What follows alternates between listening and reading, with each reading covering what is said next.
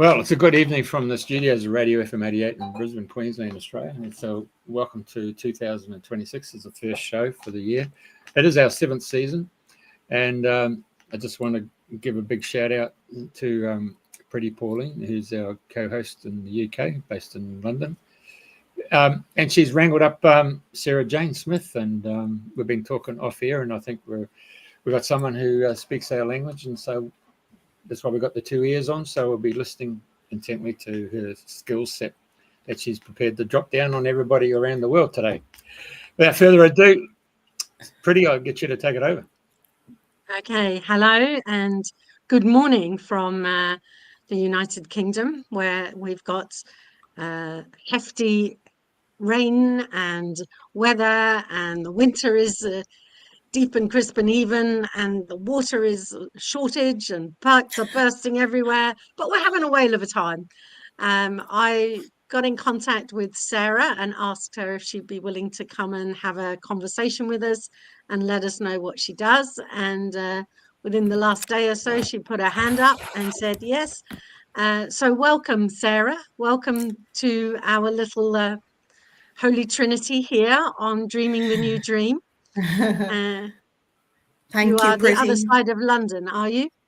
I am. I'm in Surrey, so I'm about 45 minutes from central London. So Surrey is beautiful. It's nice and it's leafy and it's green and just where I like to be.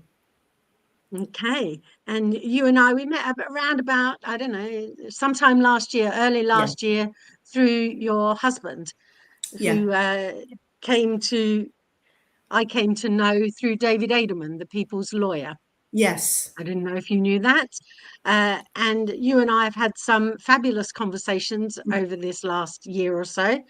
And you told me just in this last week the kind of work that you do. So our conversations, Jeff, have been quite diverse. So now we're being a little bit more pointed, because she said, I do quantum hypno. Well, really? What's that? So I'm going to ask her again. Oh, you do quantum hypno, do you, Sue? What? Please take it away. I would describe it as, it is hypnosis. We are using hypnotherapy, but it's what we call Dolores Cannon's method. So I would say it's like what's happening is I'm the facilitator and I'm helping people to remember who they are, and they're connecting with source. They're connecting with their creator in the session. So what we do is I get to know them for as long as I need to on the day. Everything is structured on the day. We only see people once. And what I do is I get to know them by listening to their story. I physically meet them in person, or I do sessions like this online. I've worked with many, many people in beautiful Australia, beautiful New Zealand, the other side of the world. And it works perfectly well. And then we do the hypnosis part, which is they're connecting with source, God, the creator, the higher self. Most people call it the higher self. And what happens is the higher self will, for example, it will indicate where the issues lie. So when you we all know you go to a doctor or you go to a psychotherapist, what they're doing is they're dealing with the symptoms, aren't they? The higher self in the session is going to the root cause, okay? And it's showing people, well, this is where your issues began. For example, it will show them their childhood. In a beautiful, loving way. It never re-traumatizes anybody. They know you more than you know yourself. Otherwise, it will say, actually, there's residual trauma left over from a past life. Now, some people will have had a little bit of a dream, a snippet of a dream about a past life. They could have been Native American Indian. They could have been what people call a witch, which was just a healer. And they will actually say, this is what happened in a past life. And what we do is we explore the life from, they have a snippet of the dream. We'll see the beginning of the story, the middle and the end. So they have the full conclusion of what happened. And basically we explore the death in that life, how they were killed and what happened. So it's fascinating. So you're not just getting memories from this life. It's going into all different lives, all different dimensions, all different planets. Very often people will have missing time. Very often people will say, I'm back with my tribe. And I'll ask questions. For me, it's about, I'm the questioner, I'm the facilitator, and I want to know everything. I'm curious. I want to know about missing time. I want to know about missing lost information. You can get anything at all, because people are literally time traveling back to different eras. And what's happening is a lot of them, they're researching the information they found in the session, and they're finding out that it was all actually correct. You know, things that they couldn't possibly have known, and they're researching and they're finding out it is factually correct. Wow. And how does this help people then when they have this information? Is it not just more information overload? Tell me what you've seen with people and how it benefits them. It gives them closure, basically. You can find out anything at all about your childhood. You know, for example, people can come and say, did something, bad happen to me as a child? Did this uncle do something to me? Did this particular thing happen? And we find out 9 times out of 10, it was something quite innocent that happened. They can close the door. However, if it's something a bit more ominous that did happen, a bit negative that happened to them, they receive that validation that they were correct. It did happen, but there's something they already know. So the session can only be beneficial. You cannot, they will only give you what you can handle.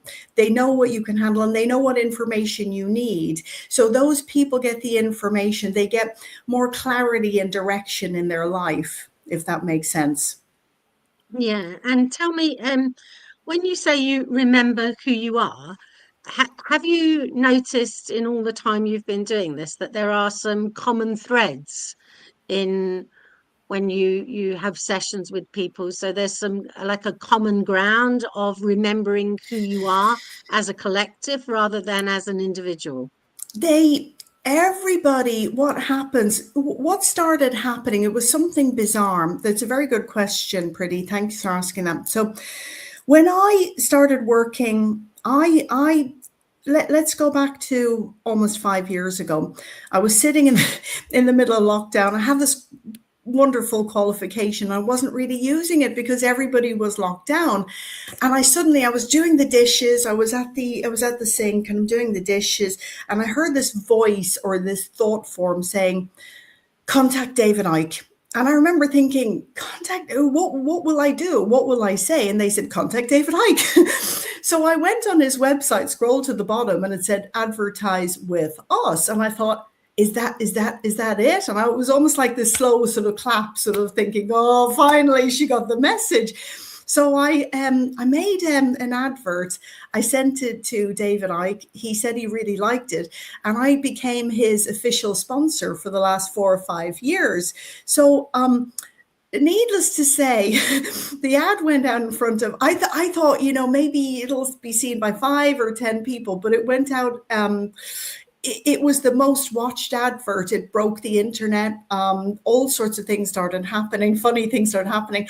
And I was inundated. It was tens of millions of people that had seen me and the ad. And I don't know whether it was a good thing or bad thing, but anyway, they'd all seen what I did.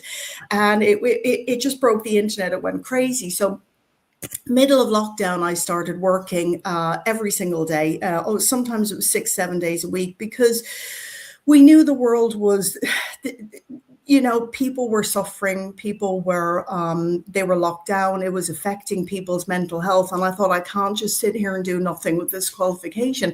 So I started working 6-7 days a week nonstop.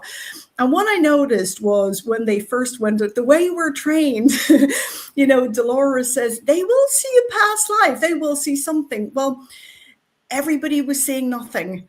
And I remember thinking, what's going on? What's going on? And I kept saying, what are you seeing now? And I've actually written a book about it. It's a best-selling book. It's doing really well, called The New Volunteers. And what actually started happening was they were all seeing nothing. And I remember thinking, well, we're trained to understand every session is working, every session works, every session, but why are they all seeing nothing? So what happened was the first 10 minutes, they're seeing nothing and they're seeing darkness. And I'm sitting there going, well, this is a game. This is a conundrum. And I was very good at games as a child. How can I understand what's happening?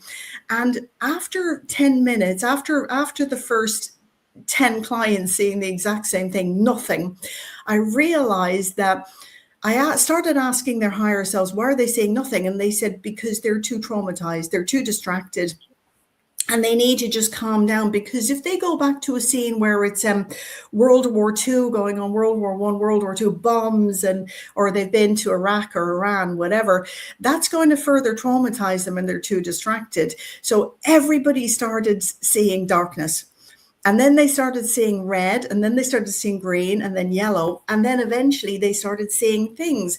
Then this was happening with everybody, and this wasn't what we were trained to do. But I remember just sitting and thinking, I know it's working. Every session is working. And what started happening was I was getting, because of this advertisement that I'd put up on David Icke, and I'm getting tens of millions of people, I started getting more serious cases where people were coming to me and they were saying, they've gone to the doctor and they've got 2 weeks to live. Because one particular woman, I started getting very, very serious cases, life or death, and they were given weeks or, a couple of months, couple of weeks to live. And one woman went to a nurse and she had the PCR test, and it broke the blood-brain barrier to the brain. So what happened was the brain was leaking fluid, and they said she's going to basically, when the fluid runs out of the brain, she's going to die, and she has weeks to live. And I thought, well, you've nothing to lose. So we did the session, and what started happening was they were coming in, that, like you said, the collective. So the collective consciousness, I knew she was working with the Galactic Federation, something like that. So what happened was they came in and I said, what are you doing now? Because my job is to not just ask questions and keep the session going, but to ask the right questions. But the other point is, I want to know how they do surgery. How do they do surgery? So what happens is they said, we're taking a piece of tissue from near her rib and we're putting it in, and we keep doing this. And I could see her hand was physically moving. And I said, what are you doing? We're taking tissue. And they started healing this part of the brain, underneath the brain. And I said, how long is it going to take? Could you finish it in the session? And they said no, because the lady was 75 and she just didn't stop running around. And they said, you have to learn, slow everything down. She wanted to travel to help people. So they said, the lesson is you do need to slow down 8 weeks. And she told me 8 weeks to the day that the brain was completely healed. And so I started having quite a lot of people coming to me. I mean, thousands coming to me. One man flew over from the Netherlands, and he came and he said, look, my heart is officially working at 20%. What can you do? And in his session, he told me he saw the Anunnaki coming in, and he said, I'm part of them. I'm part of the Anunnaki, and they love me. And he said, well, they're taking me up on a ship. And I said, okay, fair enough. And I'm following what they're saying. And he's lying on the ship. And I said, what are they doing now? And he said, no. What are you doing? And I said, calm down, breathe. What's that? And he said, they're taking the heart out of the body. Now, this is really, really common, what I've found, to answer the question again, because what they're doing is holographically, they're taking the organs out. And what they started doing with the heart is they said, we're massaging the heart. And this is really common. And it made me wonder, when we go back in time, you see the Mayans or whatever it is on the top of the pyramid, and they are taking the heart out physically. And the ETs were probably going, that isn't what we meant. We meant holographically take it out, and they're massaging. So I think humans maybe saw this energetically, and then they put it back. So imagine clients in a session and they're saying, and some of them said to me, they looked up and they said, we saw reptilians and the reptilians were helping us and healing us. So it's changing I think everything we know, that's what I think. And more information is coming out now to support what is happening in the sessions, that everybody thinks reptilians bad. Let's say, one person from a country kills somebody. Oh, that everybody from that country is bad. Well, that isn't true. So we were getting reptilians coming into the session, and they were helping and healing people too. And I said to the client, what is your relationship with a reptilian? He said, I'm one of them. And so they understandably, they want to help me. And these ETs, they are master biologists as well. They know exactly what to do. And I'm learning, because I ask in every session, what are you doing? How do you do that? So they'll say, we'll put light in it, or we'll put energy in it, or we'll physically take the organ out and we'll massage it.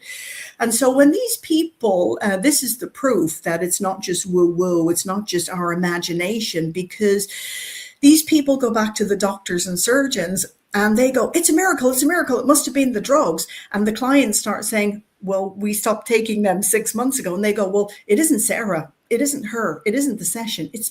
We can't explain it, but it's a miracle. So these people will go back, and one man with the heart that was working at 20%, they said it's working at 100. And then I went over and I met him in the Netherlands, and he said, and other people told me as well, he's doing weightlifting. He's lifting hundreds of kilos. He's in the gym, and everybody before said, no, you're going to die slowly. But he's proving, everybody to be wrong. So what do the doctors and surgeons know? Well, the doctors and surgeons, they're not all bad. They're not all against us. They're coming to me and asking me to teach them. Because I've had somebody who's written books with Dr. Mercola in the United States, and they've come and they've said, teach us, train us, show us what you do. And other people like Dr. Peter Glidden, I shared a patient with him as well.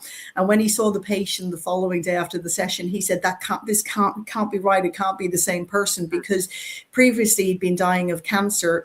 Following day, he's taken on the world. So that's the effect it's having on people. Do I do much? I'm the facilitator. I just ask the right questions, and it's not just sitting asking questions. It's finding the needles in the haystack energetically, and that's what I'm good at. I pick up a sense or something. There's something hidden here. There's something we need to find, and it works every time, because people are putting their trust in me. They're putting their life in my hands, and I've never lost a client yet.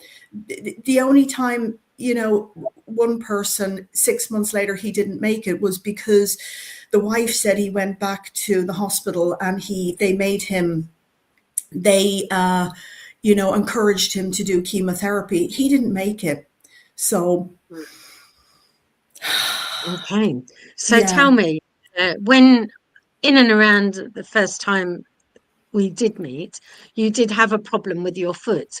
So you being able to help other people, have you been able to self-help with your foot? And how is your foot these days? Yeah, it's what happened was, and I'll tell you the truth, the full story, because I haven't really talked about it yet. I was at an archaeological site in the largest, oldest pyramid in the world in Bosnia. And maybe I was imbalanced energetically, but I was about, it's quite wild out there still. And I was about, 5-6 meters from the bottom, and the earth underneath my feet gave way, and I fell onto rocks at least twice. So I basically smashed everything from the left knee down. And I remember I was with my young children then. I remember saying, just help me. I have my arms around two of their shoulders. And I remember saying, I don't feel any pain. So it's probably just a twisted ankle or something. And then I remember I tried to put a bit of weight in it, and I thought, that's not going to work. So I remember thinking, it's probably just a twisted ankle. You'll be fine. And I did go to the hospital. They took x-rays, and they said, no, all the bones are smashed from the knee down. And they looked at me and they said, you're a very strange lady. And I said, why? And they said, because everybody would come in here screaming because all your bones are smashed. And they said, you don't feel any pain? And I said, actually, no, I'd feel nothing. And I remember saying, Well, you haven't what got a should I be bone. doing? Yeah. So everything was broken. The leg was broken and the ankle was broken on both sides. And yeah, I didn't feel anything at all. The only thing that sort of started getting to me a little bit was they said, the x-rays were so bad, they said you will probably be in a wheelchair for life. And it was just over a year ago. I am running now. I'm back on the treadmill. I'm running. So that's how much they know. And I think it's up here. It's how strong you are. If I'm doing this job and teaching other people to be strong, then I should be leading people in this way anyway, shouldn't I? But basically, I did call on God. I did call on Source. I did call on Michelangelo, which Priti works with as well, who was brilliant. And he helped me too. That was extremely helpful, the work Michelangelo did. But I was mentally very strong. I was physically very strong. They kept constantly saying to me, if the leg dies, watch this, look out for this, look out for that, because we will amputate your leg. And I kept looking back saying, yeah, you won't though. And even if it did happen, yeah, it's going to be fine. Yeah. But because of my job, I know Source can, when you connect with Source or the higher self, they can heal anything at all. Not only am I running, I think the leg is probably strong. I think my left leg is probably stronger than the right one now. So it doesn't matter. It doesn't matter what they tell you, what they're, and then they said, you'll come back and you'll have arthritis. And I kept saying, no, I won't. Because they don't understand the body. They have no idea. They're doing, what I call Rockefeller medicine since the 20s. When the Rockefellers came along and introduced allopathic medicine, they banned everything. They banned all these, what they call pseudoscience, which what I'm doing, they say it's not really proven. Well, yeah, it is. But that's what they want to tell people. It's just all pseudoscience. It doesn't really work. But listen, I've seen, every possible disease. I've seen people with lupus. I've seen people on 36 pills a day. A week later, they're on nothing. And the doctors are scared. The doctors are thinking, what's going on? They're losing their grip. And the clients are coming to me. Even some of the doctors are coming to me. And I had the same woman with lupus. It was gone within days because they did the blood test. They said it must be a mistake. It must be the wrong person. It must be, wrong diagnosis, but it was gone. And then she said her and her son emailed me and they said, oh my God, you know what the funny thing is? She's grown a foot taller because she had scoliosis of the spine. So the spine was so crooked and bent over that within a week or 2 weeks, it started straightening up. So she had grown a foot taller as well. We don't know. We don't give guarantees to people, but everybody that's done the session, they've got exactly what they wanted. They had answers and healing. So, but that is up to the person. Does it work for everybody? If somebody says, oh, I definitely want to see again, I'm blind and I definitely want to get rid of this disease, but actually they don't really, then they will say it hasn't worked for them. And also some people, Dolores Cannon said, some people, they need the attention. Oh, I'm the victim and I'm sick. In that case, if they don't accept the healing, it won't work for them. They will say it didn't work, but it is them who has to accept the healing. Correct. So there's a kind of union between the conscious and the unconscious. Yeah. So what people are verbalizing and what they actually still need, because if they were capable of putting their best foot and left foot forward, then they would do it. But if they still have some unresolved, unknown issues, then they too would need to be dealt with before they can really leap forward. Would you say that's a fair assessment? Yeah, and it's about really being honest with yourself. I have an inquiry form on my website, do you really want help? And if the answer is they have to really think, are you gaining anything from the disease and being sick? Because if you are, you're not going to accept that healing. There was a woman, she was from Australia. And she came to me and she said, I'm completely blind. And she said, I want to work with something completely different, not the blindness. And I thought, okay. And she said she had a quantum healing session with someone in Australia a year ago she wanted to see again, or so she thought.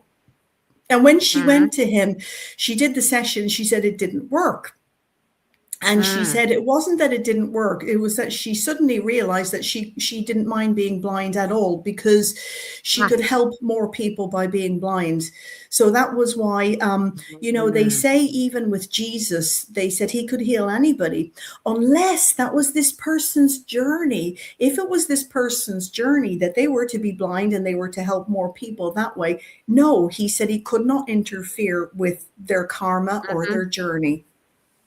It isn't possible. Wow. Yeah. That's the new book, by the way, the new volunteers. The new volunteers. So when you went to, were you in the pyramid of the sun? Were you in the tunnels? Is that where the incident occurred, in the tunnel? No. I was at the bottom. I was towards the bottom of the pyramid, which is still quite wild. And I think it was just a lesson I needed to learn. This has been very common about a year ago. I've met about 15 women who've stepped off curbs, who've fallen, and they all seem to have broken their left ankle or left leg or something. And I said, what did you learn? Just meeting people out and about. And these women said to me that I needed to slow down. So that was probably what happened to me. And also it gave me time to finish my book as well. And I think the book needed to come out, because in the book, the clients ask questions about taking the jab, people that took the vaccine. And there's very, very interesting information for people about the vaccine, about how you can not give that vaccine permission to work on you. And when you don't permit that vaccine, how it has to leave the body as well. So there's energetic ways of detoxing that vaccine too, by not giving it permission. So I think this is source coming through in the book, through people, and giving people hope and advice and information. Amazing. Yeah. So, and that's even after they've actually taken a vaccine of any kind, not just the COVID ones, maybe hepatitis, all sorts of tetanus and things like that. If you don't want it to work for you, you can just say banish and be gone. Yes. Yeah. That's what they said in the sessions. Yeah, absolutely. So really, we really are masters of our own ships. We are the captain of our vessel. Yeah. We are so powerful, and people see how powerful they truly are in the sessions. And tell me, what else is in the book to offer hope with people? Yeah, I was just you took the I was just about to say, you took the words right out of my mouth, because people have asked in every single session, what is the future going to be like? Now, I don't tell people what other people have said, because if I did, it wouldn't be empirical evidence. So what happens is when people say, what is the future going to be like? They say it might be a little bit turbulent, like let's say this year, might be just a little bit turbulent at the beginning of the year. But what they say, and they don't give exact dates. For example, on the 17th of January, it will be, like this. It's not the weather forecast, but what they say is the future is going to be so good, which means this is what we're seeing now today in the present, that it's so good and that it's so positive. But we're creating our own future. All of us, we are a collective. So we are dreaming the dream. It's what you focus on. Yeah. Yeah. Okay. If that's what you want, and you want to focus on the negative and the fear, that's absolutely fine. But that's what you're going to get more of. I remember even before I fell, just over a year ago, even the alternative seen on social media, I don't want it anymore. I don't want to hear about it anymore. We already know about the jabs. We already know about mRNA. We already know about the WHO. We know. But what do you want? What do you want to actually focus on? And that's where I started changing course. I just stopped listening to people, Okay. I stopped listening to you started living a life that you wanted, so you banish the past, and Yeah. whatever is has been, and that's it, it's gone, be gone over your shoulder, and start to live the way you want to live, day in, day out, Yeah. the life Yeah, of because Sarah. you're creating everything yourself. And Okay. I start, if I have an argument with somebody or something happens, I say, well, okay, what was the point of me creating this? You know, and then I start thinking, well, I can look at this as an exciting challenge. This isn't what I prefer to happen, but you're creating your own life. You are the master of your own ship. Yeah. I couldn't have said it any better, Priti. Yeah. Okay. So what was the point of making this argument? So we'll find out what the point was of you saying, yes, come on, let's have a good chat this morning over the airwaves between the northern and the southern hemisphere. We'll find out. Yes. Yeah, More absolutely. connections. Yeah. Okay. And have there been some people that you've met that have completely surprised you? When everybody surprises me. Everybody surprises me. I'm trying to think now of an exact example, but when people think they are the most spiritual people on the planet and they say, I've done this million times before, I know everything, and they're sort of a bit like J.P. Sears, the American comedian, I'm more spiritual, I know everything. They're normally the ones I need to watch more than the other ones. And when people say, I'm new to this and I'm not, but I'm open, I would rather have somebody who's open-minded, a clean slate, and says, I'm new to this. I would rather work with them, because they're not coming with the ego. They're not coming with the conditioning. They're not coming in thinking, I know a lot about this. You don't know what you're going to be like under quantum hypnotherapy. You have no idea. And even I don't either. I don't know what's going to happen. I don't know how people are going to react. One of my huge fears when I first started was the fear of the unknown. What happens if I don't know what to do or say? Well, guess what? That is going to happen in a session. We don't know, because the truth is how little we know. And so this is why I love this job, because when I don't know what to do in the middle of a session, I'm learning. And you get that skill set that nothing can bother me. The answer will come, So everybody surprises me in a session. I don't take anything anyone says at face value anymore. I tune into them, and I'm open to everything and anything happening. So always come with an open mind.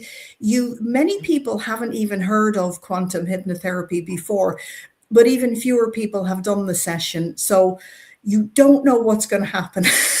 You don't know how the person's going to react.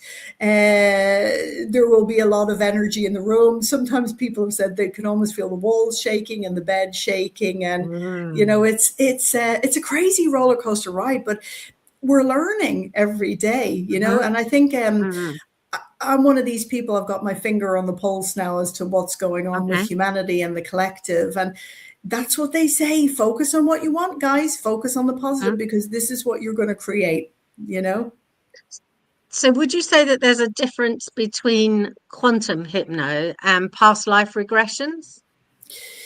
We're going to, because people are going to wherever they need to go. I don't lead anybody anywhere.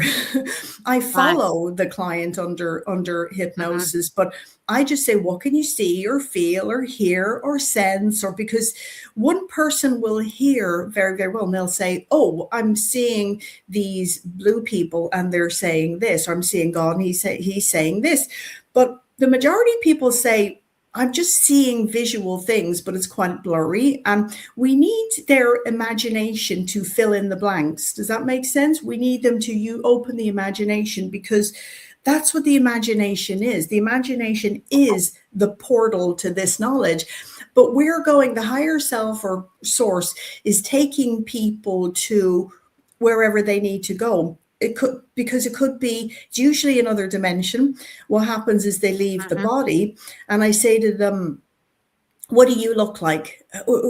And they say, well, nothing, I have no form. And I say, well, look a little bit closer. And they say, I can see a little bit. It's like a glitter. It's like a little bit, it's like there's something there. But other than that, I have no form. Because when you leave the body, most of the time you have no body. So that's what we're dealing with. They have no form, more or less. They have no body. They look a little bit translucent, a bit glowy, and they will go to whatever dimension they need to go to. And this is why they wake up and they're exhausted. They feel like they have no sense of time. There is no time and space. People have said to me before, I've been on shows with very, very, very famous people, and they've said to me, nobody can tell you who's been working on you on that ship, what kind of an ET it is. And I said, I can. And then they said, their new book is called Time. It's about time. And I've been very confused with these people because I know there is no such thing as time. And when people are under hypnosis, the interesting thing is I always say, how long do you think the session's been? They say 20 minutes, half an hour. But very often the session will be 2 hours or more. And that shocks them because they have no idea, because they're out of the body. They have no time and no space. Right. None of that is real. Okay. I remember many, many years ago, I did some past life regression with a clinical hypnotist, and at the end of the session, I came out with a story that I looked upon as a metaphor for situations where it was mimicking in some similarities what was going on in my day-to-day life at that point in time. So as the story, it helped me to see what was going on in my day-to-day life with a different perspective, and to make other choices, and to not choose a particular, not to just keep going round and round the hamster wheel with the same repetitious pattern of behavior. That's what they say Jesus came to do. That's what he came to do. He didn't come to die for your sins or anything like that. He came to do exactly what you've just said, Priti. He came to get people off the wheel of karma, off the hamster wheel. Exactly like you said, for people that say, well, I don't believe that past life, I always say, I'm not here to convince you of something you're not ready to believe. And that's fine, because as long as they get the message, and also the body is giving you physical messages too. So when you start treating the symptoms of the body, guess what? You're not getting the message. What happens when you don't get the message? Something else is going to happen, because they're saying, hello, I've told you with the shoulders, I've told you with the hips, I've told you with whatever it is you're dealing with. We're trying to tell you, we're trying to get through to you through the body. When you don't get the message, or you treat the symptoms, or you take pills, which is masking the symptoms, you're not listening. It's going to get worse, because they're going to shout louder at you. They're going to knock harder till you get the message. And in the session, everybody finds the message. And guess what? They find it themselves. I'm not giving you the answers. I'm not going to give you the answers. You have to find the answers. And people do.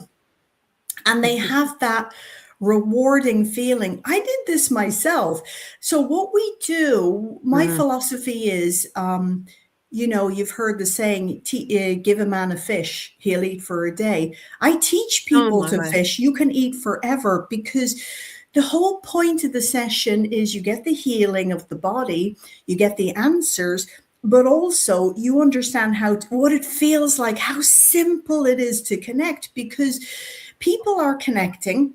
People are hearing let's say the voice or the answers, and they think, but that's just me, I'm making it up. And I say to people, yeah, that's not you making it up, that's them. And they see in the session, really, it's as simple as that? Yes, it's as simple as that. That's them talking to you. The people are either not listening, they don't trust themselves, or they're too distracted. And that's why they're not hearing. And so they get frustrated with us. And they say, the worst thing I've ever heard in the session was they say by the client, she's not listening. And we try to give her messages and we try to speak to her, but she's not listening. So they're going to give you more and more messages. They're going to get louder. Right. So the key to all of that are the listening skills of ourselves, to ourselves with other people. Could you explore and expand upon that? It's trusting yourself when you hear you get that gut feeling, or you get, why don't you go down that way instead of turning right today? Why don't you turn left? And people go, yeah, but and we fight with it. And they just go, oh, how many times? And so you got to trust yourself. You got to trust the voice, trust the knowing, the inner feeling, the gut feeling. The body is the best indicator. It's telling you. And I say to people, it's about not being distracted as well. The best messages I ever got was when I was doing the dishes. There was nothing and nobody to distract me. And I was going, contact David Icke. So I should contact David Icke. And they were going, yeah, So they will put everything there for you, everything and everybody there for you. And if I hadn't been doing the dishes that day and I hadn't listened properly and I was distracted and, or for example, I can go running and I can listen to music or whatever, but that's when I'm in the zone. That's when I can hear and I have full on conversations in my mind. And I'm always rewarded when I listen and when I follow the advice. So tell me, what does being in the zone feel like to you? Can you articulate it, or is it just a non-physical way? Just if you can say something more about in the zone. Are we there yet? Yeah, it for me, running feels like free. It's freedom. It's you're in the zone. You've almost left the physical. You've gone to another dimension, and to me, it feels like freedom, the ultimate freedom. When I've asked everybody what is the number one thing you want, they said to be free. Yes. All the clients I've had, I call them the new volunteers, and I'll tell you why in a moment. They've said they value freedom more than anything else. They've also told me, this is under hypnosis, they all say the same thing, the same way with the same words. They say they value loyalty in as a quality in people, and the thing that they hate the most is betrayal. So the reason I call the book The New Volunteers is because when Dolores was working, mainly doing sessions 20 years ago, she wrote a book called The 3 Waves of Volunteers, which had a specific rules and criteria. They no longer apply anymore. For example, Dolores would say, and it was correct at the time, Dolores would say, the volunteers come here, they don't want to get married and they don't want to have kids because they don't want to create further karma on the planet. That is no longer happening. To be what I call a new volunteer, you can be married, you can have children, it is not going to create karma. Also, a big difference is people used to cry under hypnosis and say, I want to go home. I want to go home where I've come from. And she would say, which was correct at the time, you cannot go home because that would mean cutting your life short. This has changed. Yes, you can go home through your mind, through visualization. This is why we do the session, because people see home. They see where they've come from. Where does everybody come from? They come from originally from source. But there's always a place where people say, I feel like this isn't home. Somewhere else is home. It could be a different dimension, a different planet, and things are done differently there. These people volunteer. They put their hands up and they volunteer to come to this planet to help people. The reason they come to help people is because they love Earth, they love the people, and they have, like Liam Neeson says, a particular skill set. So they have gifts, they have abilities, they've done it all before. They've been warriors, they've been spiritual people, they already know. And they're now either what we call waking up or remembering why they're here. And they want to find out what their gift is or their particular skill set. And they find that in the session. They want to know how they can help people, and they want to know their purpose. Everybody has a mission. You will wake up at the exact time you need to wake up. Nobody is late. Nobody is early, although people like David, they do seem very early, but nobody is late. Nobody is early. Everybody is exactly on time. They wake up, or I call it remember, exactly when they need to. And that's a big question for people as well. Why didn't I wake up earlier? Because it wouldn't have worked. You wouldn't have understood. And what's the point? Some people, one lady asked a question, what happened in the past when people did wake up too early? They started having the perception of many, many voices, many things coming through, like 10 at the same time. And there was so much information coming through that those people were drugged or put into a psychiatric unit. So you have to, it's very important that people understand you wake up exactly or remember exactly when you need to. You know, timing is everything. Yes, everything happens. The wizard arrives when the wizard arrives. And everything happens at the ripe time. Not the right time, the right. Yeah, you can help more people. They're not going to do anything to damage or harm anybody. So everybody wakes up at the right time. Yeah. You just have to trust it. Yeah. And tell me if you've, what your ideas might be in and around. You talked about people can come and they can be married and they can have children. Yeah. And, you know, in Africa, for instance, a friend of a friend, a king died recently, and he had 6 wives and 24 children or thereabouts, whereas in the Western world that would almost be unheard of. So there's quite a big cultural contrast between, if you like, the Western world, where you have a mother, father, 2.2 children. I'm not sure what the average is these days, but it was 2.2 at some point. Yeah. Yeah. Do you have something to say about that? Culturally? Culturally, yeah. I mean, you know, yeah, you get people in Africa and, you know, that is their culture, isn't it? You know, where do cultures begin? Because they need a certain amount of children. Also, in certain cultures like Africa, you could have 10 women to a man. And also you might not have very many men in the village as well. So that could have been where that actually began. It's so they're you know, they obviously need children, they need people to work and stuff like that. So that's where that would probably have begun. In places like Ireland, it was similar-ish, but then also you have the Catholic Church as well. Yeah. You know, yes, in my grandparents' case, on one side, my grandmother had 14 pregnancies, and on the other side had 8 pregnancies. So before, in and around the Industrial Revolution, I would say my grandmother on my mother's side was an industrial producer of babies. Yeah, bless her. And so good use of a body there, if you like. So the cultures in Ireland and the cultures Australia, there's all different cultures all around the world and different ways of doing and being. And in that collective, there would be so many different individual cases of what their ripening process would be. We're talking globally here. Yeah. Do you have a sense of us in the ascending?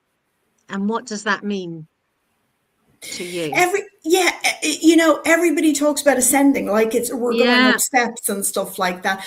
I see it more as remembering. We're remembering who we truly are every day. Yeah. Okay. So we're born with this. We're already born. We already come in, but we have that veil of forgetfulness. Now the veil is thinning and we're remembering. So it's not so much scaling and going up. It's remembering who we truly are. The children who are born today, I don't really work with children because children are in a hypnotic state anyway. There's nothing wrong with children. Nobody's broken. None of us are broken. There's nothing wrong, especially with children. And what started happening is when the children don't fit into the box, especially in school and socially, they'll start drugging them. And it's the worst thing you can possibly do to drug your children. Yeah, it's harmful. It poisons the liver. They don't need drugging. what it is, I'm dealing with children. The youngest I've ever had was a little boy who was 11, and he was adorable. He could do the session. I said, maybe I'll work with one of the parents. They said, no, he wants to work with you. He was an amazing little boy. Session was great. Session was short because I normally work minimum on the day 6 hours with people. But what has an 11-year-old got to say? Not much. They've only had 11 years. So with him, the session was very, very short, but it was extremely successful. The parents just didn't understand him because he's not from here. He remembered a lot of things. He's brought in the gifts and the abilities, and these children are changing the world. We cannot change these children. This is really important. They've got these gifts, they've got these abilities. They change the world just by being themselves with their energy. They change everything and everybody. People want to be around them. People love them. And they're teaching people that we're all different. They're teaching people that sensitivity is a gift. Your sixth sense is a gift. Because if you know how to use it, sensitivity is great, but if you don't have boundaries and don't know how to protect yourself, you're going to leak energy, and people will want to take that energy. They will take everything they can from you. In his classroom, everybody loves this little boy. Everybody loves him and accepts him. He's the most important, most popular boy. But the parents and the teachers and everything were saying, he's different. He doesn't fit in. I said, yeah, I know he's not. We haven't come here to fit in. We've come here to help people. So the thing that we have in common most with each other is we've never fit in here. And guess what? You will never fit in. We're not supposed to come here and fit in. And that's why people feel different. And that's why some people, they miss home, they feel suicidal. But that's what I teach them in the session. You're never going to fit in, but your skills your differences will help people. Wow. Energetically. Wow. Yeah. So we are that different. Not fitting.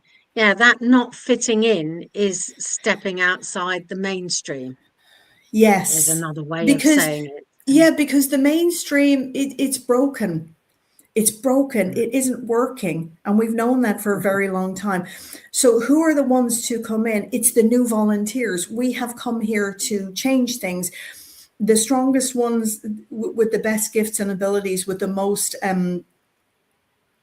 let's say, I'm trying to think of the right word, with the most pull, are the children. Because they're coming in with that DNA. The DNA is already in place. They're using probably almost all strands of DNA. And they're helping us just by their mere presence. Yeah. All right. So for someone unenlightened, how would you describe the strands of DNA that are within people? It's the DNA is supposed to hold the gifts and the abilities and the potential for change. And these strands, they're activating all the time. And I feel we're being given tests and lessons all the time. I know I'm being tested all the time. And you have moments where you rest, and then you've got these little challenges again that you have to go through. And I think these tests are activating us. You know, they're activating the DNA. You need to, I think, my opinion is you need to be worthy of all the power you are going to get, because you need to be responsible for that power, because the dynamics are now changing. The people being given the true power, you're being tested for responsibility to hold that power, what you're going to do with it, you know? And the main thing is your intention. Even if you get things a little bit wrong or it doesn't go the way you thought it would, it's all about your intention, you know, what your intention was. And if you've good intentions, that's all it's about. We're learning. It's all a learning curve. Yeah. I'm kind of giggling then when you said that we're all different. Yes. and we're not meant to fit in. No. I had a vision of casting my mind back to the film The Misfits. Yeah. Do you recall that? Do you I'm remember it, Jeff? No, I know it, but I can't recall. Who are them actors in that? Yeah. I'd have to Google the names, but anyway, it was just and there's also a children's card game called The Misfits, where you have the different parts of the face and you play cards and make all different sorts of faces. They're misfits. And people often resonate. They really resonated with the Matrix films as well. In Matrix Yeah. 4, there's a line where the psychotherapist said, "You're the sheeple. The sheeple will never revolt. They will never wake up." And it's like, yeah, but we beg to differ, don't we? Yes. Another great movie that's out at the moment that I would recommend people to watch would be the latest Avatar movie, because this is what I'm talking about when I'm talking about focus on what we really want, because they're connecting with the planet, with the earth, and you've got the army coming in, and they don't understand. It's for them, it's all about money. Money is important, but it's not even real. They want us fighting and killing over money. The army come in and they just want to extract everything. And what they don't realize is the important thing we have is the planet and the connection to the planet. And when you're connected to the planet, you will always have everything you want and you need. True. Okay, cool. Yes. Yes, it's quite an old film, isn't it? Yeah. I don't know if I was born. Oh, so it was Marilyn Monroe, yeah? Yeah. Quite some time ago. So what goes around comes around. And so in a session with you, how would that run for somebody? Say I came to you, and what would we be doing together? Well, if we physically meet, or as well as that we can do it by Zoom, we normally sit and we just chat. So there isn't really that much structure. People will, I say to people, talk to me about what you feel is the most important, things in your life, and, the most important events, even traumatic things. But we leave the traumatic things and the problems for the day of the session.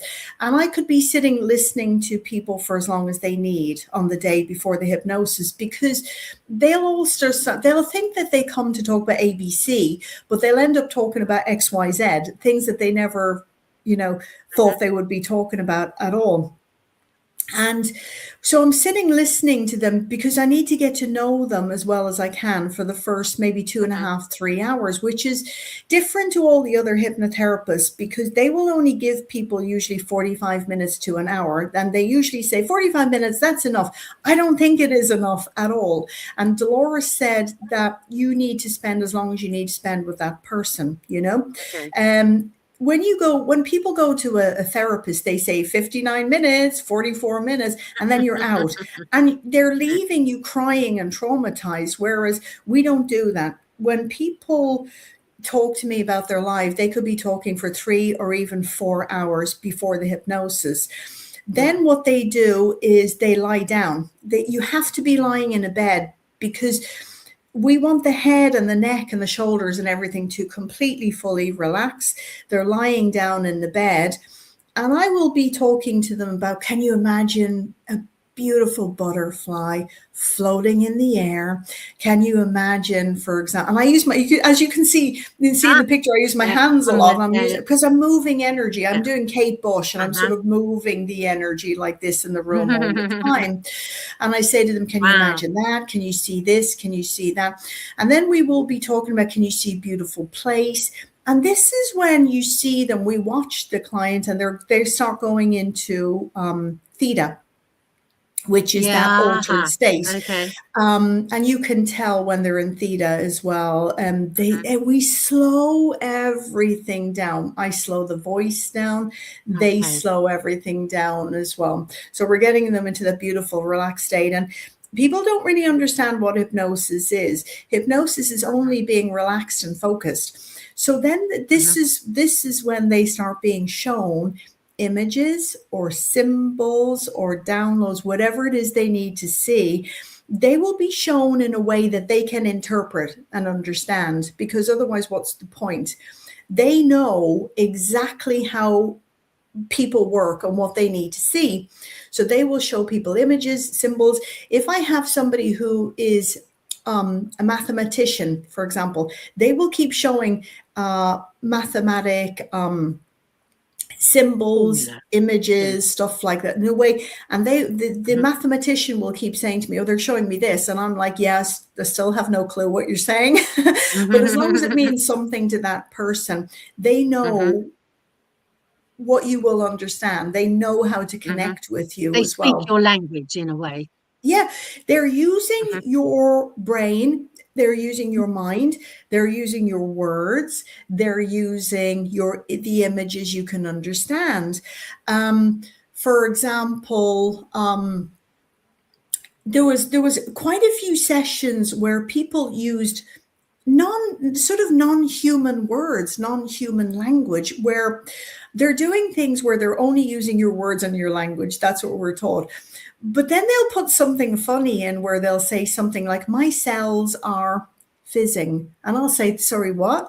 My cells are, they're fizzing. They feel like they're fizzing. And I'm like, where did you get that from? And they'll wake up and they'll say, don't even remember saying, but that's not how I talk. And then I'll have another session next week and the week after, and they'll say the same thing. Yeah, I feel like they're fizzing. And it's like, I've never heard that before in that way.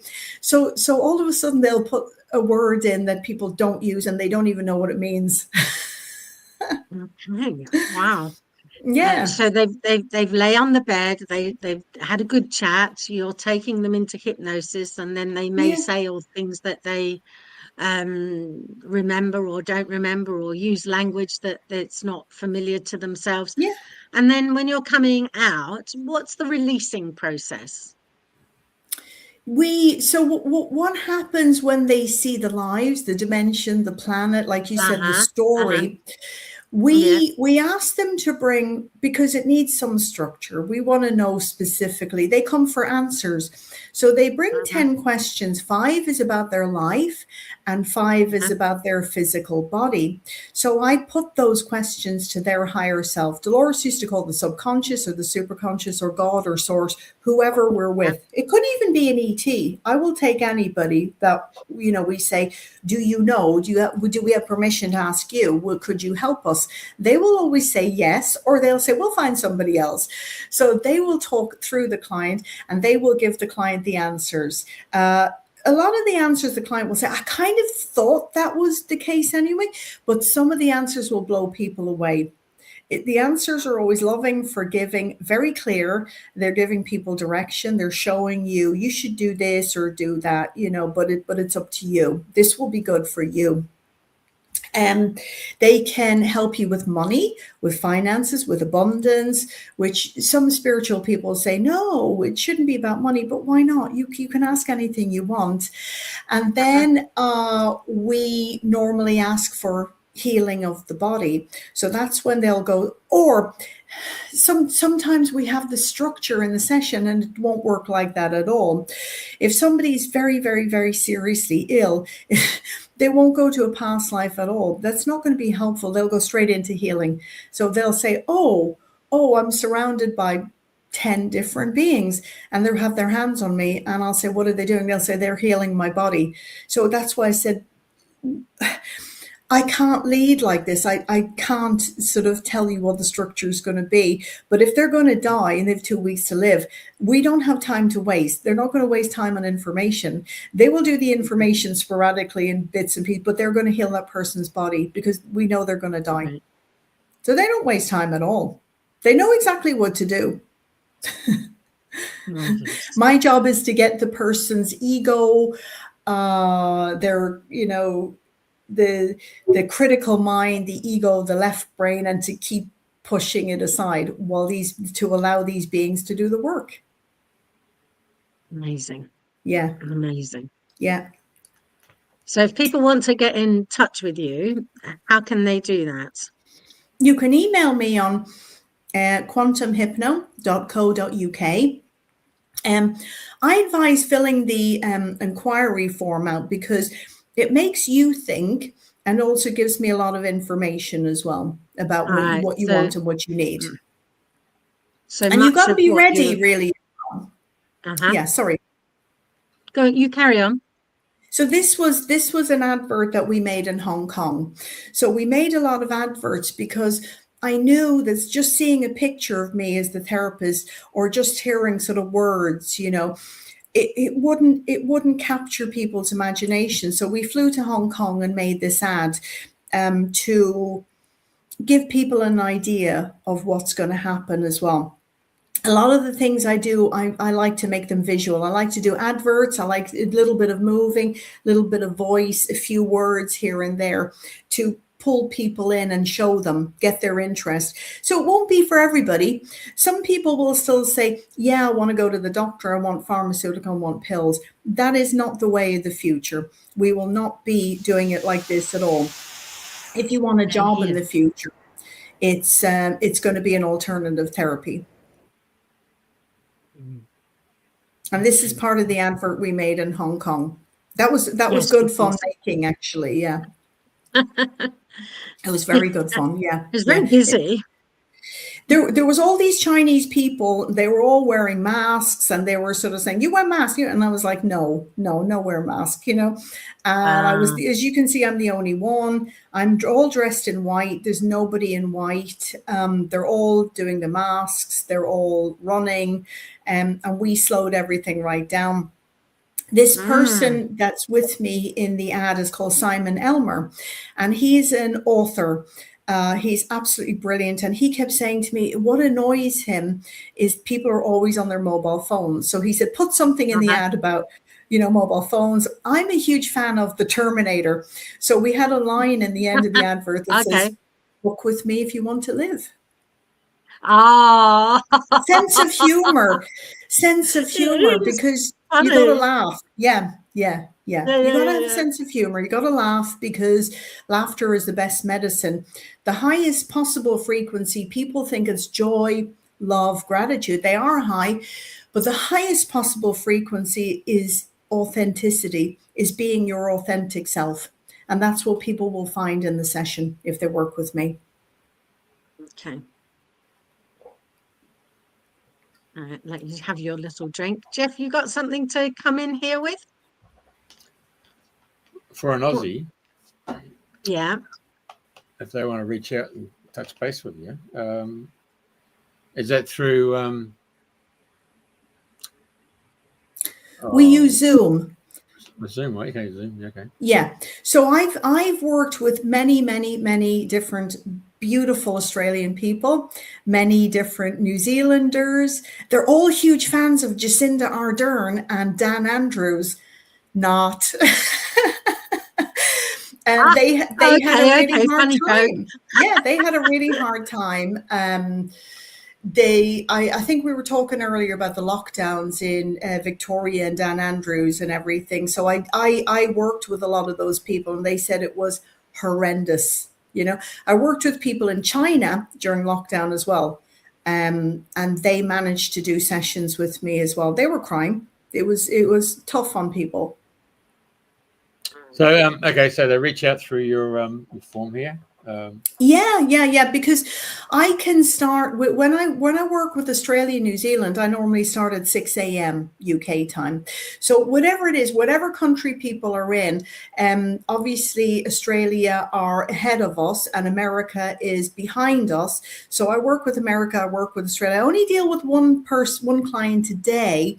At the moment, it's busy and I'm working on more books. So it's limited spaces at the moment. So sometimes I might only be dealing with 1 or 2 clients a week because of the other work I'm doing. I'm doing a lot of work with events. I'm holding events now with a gentleman called Dr. Sam Osmanagic. And like you said about the Bosnian tunnels, he actually is the owner of the park in Bosnia, the Pyramid of the Sun. And I'm working closely. Yeah, he's amazing. I'm working closely with Dr. Sam Osmanagic. And we're going to be touring the UK in March together. So we're busy with the events. We're busy with the talks. We're bringing Quantum Hypno and Dr. Sam Osmanagic to the world. He's amazing. He's such a great speaker, and we're going to record all the events for people that can't make it in the UK. So that's going to be amazing. So it's busy, and I'm only taking on limited spaces now. Okay, amazing. Your breath. I had him on the show because I went over there for the big conference there with all the different scientists, and we spent a bit of time there, and went to the other pyramids as well. But anyway, bottom line is he came out to Australia and caught up again in Brisbane here. So he could talk. There's no stopping him. When I was directing Sam on the first show I did with him in May 2023, I was sitting in the front row, and it was an amazing talk. It was. Even me, my jaw was dropping what he had to say. Now, I've been backstage with David Icke many, many times at his shows, and I've learned a lot. I watch people, I study, and I learn. And I'll take what works with David Icke talks, and I'll use it with Sam. So that's why Sam trusts me as well. And one day, 2023, he basically said to me, he rung me up, and he said, organize an event for me. And I said, sure. When is it? Like 6 months? When is it? He goes, 12 days. And I said, 12 days? You want me to organize an event? How will I do that? And he goes, I don't know. You're David Icke's sponsor. You'll figure something out. So I thought, why did I say that? Why did I tell him that? So that's what Sam is like. He's like, you just said you can do it. I have faith in you. So he gave me 12 days to organize his tour last year. This time he's given me a couple of months. So it's like he's given me a bit of a heads up. But I was saying to Sam towards the end of the show, you've got 5 minutes left. And he looked down at me, and I thought, I know I'm in trouble, because he just looked and he went, no. And I thought, oh, no. So talk about trying to manage somebody like Dr. Sam Osmanagic. It's not easy, because he's not going to listen to you. And basically then I said to him, you need to get off the stage, sign the books. And I was going, sign the books. And he went, okay then. So I thought, how am I going to get off the stage? But I remember saying to him, come off the stage. And he looked at me and shook his head and said, no. You're the only person I know who can actually pronounce his last name. Osmanagic, yeah. So people think it's difficult, do they? Yeah. Pardon me? Mm-hmm. Everybody just calls him Dr. Sam, isn't it? Yeah. Okay. I had to introduce him live on stage, and I was in the background and I was going, don't mess it up. Because obviously you've got nerves, obviously you've got whatever. And I just said, I got the name right, and I thought, oh, thank goodness for that. And then I said, he is the real Indiana Jones. And Sam goes to get on stage, and we're playing Indiana Jones theme. And Sam just looks at me, and I'm like, I'm in so much trouble after the show. So we're playing So Sam goes to talk. We've got it on video, and the whole audience erupts in laughter. And then he goes to talk again, but there's so much laughter going on. He just goes, and then he just waits, and then he starts talking. So I don't think he expected, working with someone like me, that I would inject a little bit of fun, a little bit of, bit of music in there. And tell me, one of the places, is he coming to the Origins of Time here in along the Meridian line for GMT? You mean Greenwich? East Grinstead, West Sussex. Is he coming? So we're doing a show. Yeah, we're doing a show on the 7th of March in Chiswick, which is London. Then we're going to move to Dartford on the 9th of March. And then we're going to move on the 15th to the beautiful East Grinstead. And hopefully there's water there again. Otherwise, it's going to be problems. We're back on. We've been back on today. Yeah. Today's the first day we're back here with water. Yes. So it's a small world, Jeff, that you know him and I also know him, isn't it? Mm-hmm. I met him some years ago, and he came to Australia, and then a friend of mine happened to she went there with a group of people to Visosky. Yeah, I can't remember. And she told me about the 6-star hotel where to stay, and boom, I'm out of here. And this was in Visoko. Visoko, that's it. The Yeah. only thing is, I got bloody what do you call it? Dysentery from being at the park, because the toilets there are not the most salubrious. Yeah, I think they've improved it a lot now, because I normally I end up going in order for me to see Sam and get together and to organize what we need to do and just to be around him in general. He's an amazing person. And he normally, I'm sitting having a coffee and I normally hear his car and he's like, Sarah, get into the car. And I know we're going somewhere and we're doing something, you know, so he wherever I am in Visoko, he seems to find me. But yeah, the park has really improved now. It's a lot better. Okay. It's We're an zooming amazing in on that place. now. Yeah, it's amazing what he's done with that park. True. But he does need support, because it isn't a one-man job. He needs a lot of support. Support, it isn't always giving money and stuff. Support is always coming over to Visoko, and it's about telling people what you've experienced. There's tunnels in Visoko. They're ancient prehistoric tunnels, and they're full of negative ions, which clean the cells of the body. That's the pyramid of the sun. Now that's why I said it's wild. It's underneath all this trees and earth and everything. So what it looks like underneath is amazing, because they have leader photography as well. They can see inside as well. And the tunnels, they all lead to all the pyramids. So there's quite a few kilometers of tunnels. But the tunnels the air is pure. There's negative ions in the air. They're cleaning the body and the cells. And some people say they go when they're sick. They've got cancer or diseases, whatever. That's the tunnels there. And a few weeks later, they came out and their health they have a clean bill of health. So it's really, really amazing. And the energy and the force that I feel in the tunnels is the same one I feel coming through in the sessions, which is yeah, I feel it's the same force. Yeah, because I can feel the similarity. Yeah. So you can go in, you can do meditations. Yeah. I was in there with a pair of t-shirt and the shorts and a pair of runners and that. Yeah. It's not cold, is it? It's just really nice. And it stays at around 12 to 15 degrees all the time. So when it's freezing outside, you'll feel like it's warm in there. When it's boiling, I think one year it got up to like 38, 39 degrees. We were dripping in sweat walking around. And when you go inside, it's cooling. Yeah, of course. You know, but a lot of people, they'll bring a little blanket with them, or they'll bring a cushion or something. The interesting thing about this place is Novak Djokovic is a huge fan. He's also best friends with Sam. But they called Sarah. Yeah. Basically, Novak Djokovic said he would not have won the Grand Slam had he not been 6 times to the tunnels. So he sits and he meditates and he breathes. It's about breathing in, slow breathing in this air, and it cleans and purifies the body. Wow. And can anyone go there at any time, or it has to be orchestrated? No. Anybody can go in. You pay about, in English pounds, I think it's about £2.50 for an hour. You go in. They don't come and get you. You can stay a little bit longer if you need to. And they normally recommend you going in twice, let's say once in the morning, once late afternoon.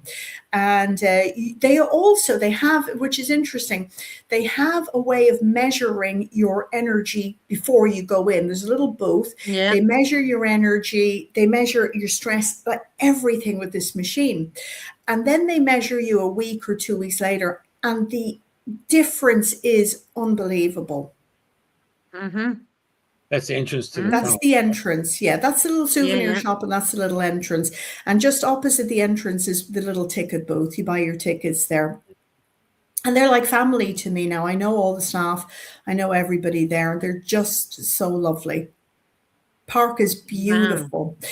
They actually do free activities for orphan children as well. They take thousands of children, and you can see the children. They say, what do trees feel like? You can see the children actually interacting with the trees and touching the trees and the nature and everything. So it's very educational for the kids. Mm. When was the last time you were there?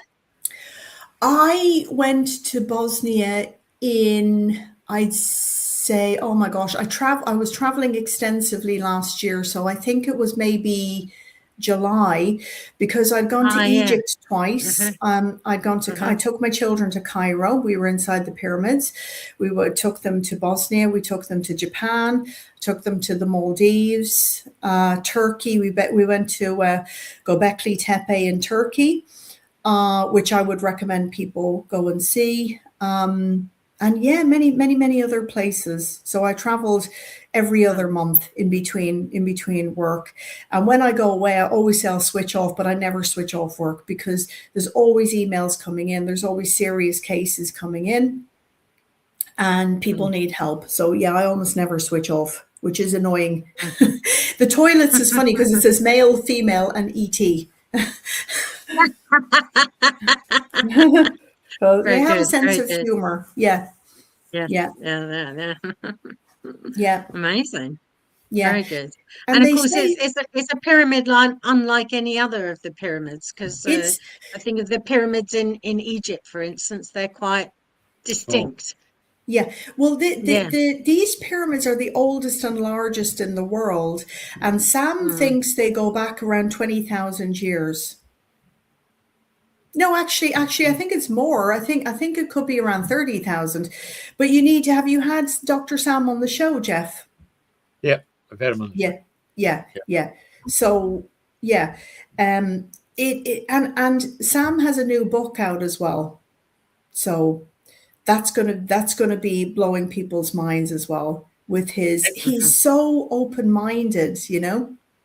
I'll tell you what, if you get the opportunity, he put out must be 15 years ago, PDFs, and you go on and I just made this. You go on and seen 6 clairvoyants around the world. Yeah. And asked them to diagnose these pyramids, and that's a journey in itself. About the was it 7? Is 7 pyramids in that? Yes. I think it's 7, isn't it? Yeah. And how they're all interconnected and how they've all been backfilled up and all that stuff. So yeah. And then there was this reincarnation where he was involved right back in all those thousands of years ago in that interplanetary war. If you can find that PDF, it's a really interesting story there. Yeah. I definitely feel like I have some sort of past life connection, both with people I work closely with, David Icke and Dr. Sam Osmanagic. 100%. Yeah. It was almost like I recognized him. He had a flock of people around him in Bosnia. And I remember thinking, yeah, I don't do the fan thing at all. That's not going to be. And he looked down at me and I thought, oops, hope he didn't hear that. And he looked down at me and smiled, such a beautiful smile. And I remember thinking, wow, it's like I knew that smile. I knew him. And obviously look at us now. We're all working together. Me, David Icke, Sam Osmanagic, and quite a few other people. There'll be a lot more collaborations to come this year. Also, I think Michael Tellinger, I've asked Michael Tellinger if he will come to the events as well. He's given me a big thumbs up. But I don't know where he will be in the world at the moment. But I'm trying to get Michael Tellinger to fly in. Yeah, he's going to be there for June solstice. Yes. Yeah. So I'm trying to get him to come in March. I keep saying to I keep saying to Sam, give me an introduction to Novak. He'll love the sessions. So Sam keeps saying, I will, I'll let you know. But I only know 24 hours before he flies in, because probably even Novak doesn't know where he's going to be, you know? Yeah. He's done remarkable. And he's a non-meat eater. He's a vegan. Novak is a Novak. vegan. Yeah. He's changed everything, because people used to think, oh, you need meat, you will be weak. Look at his training regime. I'm a former swimmer as well. My sister is an Olympic gold medalist at swimming. She won 3 gold medals and a bronze in Atlanta. I've come from an an athletic background. So I do work with, I have worked with Olympic athletes too, on their mindset. I have spent time with Olympic athletes. I've been in the Olympic Village in '96 in Atlanta. And so working with people like Novak, he would be very, very interested in what I do, because they're interested in the mind and the body. They see the connection, and he knows exactly how important energy is. He knows, he's on the ball. People like him, they're not from here. They're extraordinary people. And they're showing people that, yeah, you can be one of the fittest, strongest, intelligent men in the world and still be vegan. And he's also, when you go to Visoko in Bosnia, they used to all laugh. They used to go, everything is meat, everyone always have to eat meat. And now you've got many, many vegan options on the menu over there, vegan and vegetarian, you know. And a lot of people, I've been vegan 30 years, number one, because of health reasons, but number two, because I have compassion for all animals. I don't want an animal to suffer and die for me and it consumes something just because it tastes good, you know. And I do meet a lot of spiritual people as well, and they don't have any interest at all in an animal suffering, or they just say, I don't care, it tastes good. So each to their own. Yeah. Okay. Fantastic. Any more questions now from down under, Jeffrey, for our beautiful guest, Sarah? No, I suppose, how do you get paid? How do I get paid? I work, that's a very good question, because I work in the private. I work privately. So people normally, they'll give me, let's say, a bank transfer or PayPal. And you know what? Cash is king. When I physically see people, they just give me cash. So yeah, I have my own way of working privately. So I'm glad you asked that. That's a really good question. Yeah. A lot of people, they will, you know, work opposite of me, and people, they don't think about the fact that they're also funding wars as well. So where is a lot of this money going to? It's funding wars. It could be funding terrorism, etc., etc. I think about all of that as well, quite conscientiously. So yeah, I work privately. Yeah. You use Wise by any chance? Yeah, I do actually. Yes, Yeah. I stopped using PayPal because they came out with an announcement about 3 years ago to Christmas time that said anybody who goes against the narrative or something will take $2,500 out of your PayPal account. I think it was close to, in Australia, I think it was close to 100,000 people left their PayPal accounts in 2 days, you know. So, and they lost $6 billion on their bloody market capitalization. So they had to go and retract that statement. But I think they've done the done. Yeah. The people have the power. That reminds me of Disney, and oh yeah, brilliant thing was Budweiser, right? They had Dylan Mulvaney, and he was the the transgender. I'm drinking Budweiser, whatever. People stopped drinking it. They completely ruined, tarnished the image of Budweiser. And people stopped buying it, and they lost a lot of money. So this goes to show, Jeff, what you said, that example about PayPal. People won't put up with that. They will lose billions of pounds. So when everybody gets together collectively, like it was a football match or something, and we all get together and we go, we're not doing that, they will change. You force change. And they say one man can't make a difference. Of course you can. Of course you can. Well, Jeremy Clarkson's shown what's happening with the farmers in the UK, and that's no different to what's happening to farmers in New Zealand or Australia. I mean, he's just brought it to everybody's attention, but the bureaucrats are doing, and of course, Mr. Trump's doing the same, where he's removing so many bureaucratic layers and getting into those NGOs and what he's doing with United Nations, the 66 whatever organisations getting afflicted, not getting any money. I thought, fair play to you, mate. Yeah. And it's all coming out. The information is all coming out now. You even see the band, the English band Jamiroquai, and they're on stage and they're saying a handful of people own the world and whatever, and people are cheering and clapping, and it's all coming out. It's all collapsing. You know, the narrative is collapsing. People are fed up. They've had enough. Of course. Yeah. And so we are so powerful. We have the final say always. Yeah. Now, before we finished up last year, we had a lady in Northern New South Wales who came on the show. Her name was Fiona, and she gave herself the name Love. So her book was called Clandestine Wings, and the website's called clandestinewings.com. And she took 2 years out of life and went down every imaginable rabbit hole that anybody who's a critical thinker has expressed. And she's gone and put it together in a book called Clandestine Wings. And on the website there, it's got resources. And when you click it, it's got all the chapters listed all down. And then inside the chapters, bibliography of where all the source material is. And you can buy it on Amazon, or you can go online and you can do it through a donation. Yeah. And you can get the PDF. I read that book.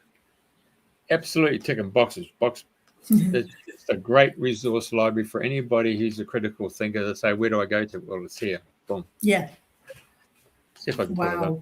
Wow. Just a moment, I'll get it. Buddy, there you go. Oh, beautiful. And there's resources. Wow. Yeah, it's amazing. It's amazing. Very clean. Nice. Okay, so here's all the chapters. Yeah. And breaks it all down and tells you where all the source material is. I mean, there's the Heckle and Jibe, to Heckle, where those money guys all got together to set up the Federal Reserve. Amazing. It's just all there. That's a lot of work that she's put into the book. Yeah. CIA, Agenda 21. I mean, we had Sandy Adams there talking about the agendas, you know. Yes. Yeah, she's doing amazing work. Yeah. Anyway, so there you go. So with some of the conversation we'll have to have off here because it's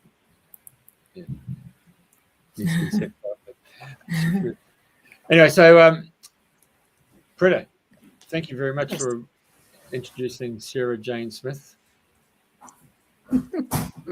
She's always a delight to talk to. We never know where it's going or how we're going to meander through it. But we have just been speaking for an hour and a half, and like you said, like your sessions, the time just flew by. A little snippet outside of time and space for me while I was having the conversations with you. It's always a delight to catch up with you, Jeffrey, and to connect the northern and the southern hemispheres. I think it's a wonderful thing to do. Well, it's a jigsaw puzzle piece, and people think that they're the only one there, but what these shows are doing is actually showing that the world's a jigsaw puzzle, and we're putting one all together, and boom, it's you're not alone. That's what the story is all about. You're never alone. Correct. Okay. Well, I love you and leave you. Thank you very much. Stay with us while we. Thank you. Thank you, Jeff. Goodbye.